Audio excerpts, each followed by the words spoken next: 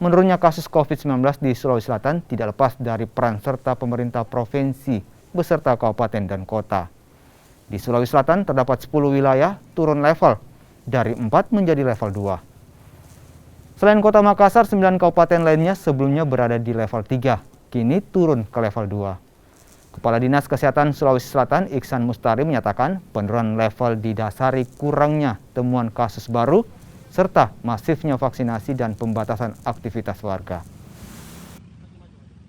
Sesuai ketentuan Instruksi Menteri Dalam Negeri nomor 44 terkait dengan leveling pandemi COVID, ya, khususnya di Sulawesi Selatan, alhamdulillah telah ditetapkan ada 18 kabupaten kota yang level 2, kemudian ada 6 ya yang level 3, dan alhamdulillah level 4 sudah tidak ada. Jadi secara keseluruhan kita melihat bahwa ada penurunan level ya, dari 9 kabupaten kota dari level 3 ke level 2, dan kemudian 1 dari level 4 yaitu kota Makassar ke level 2.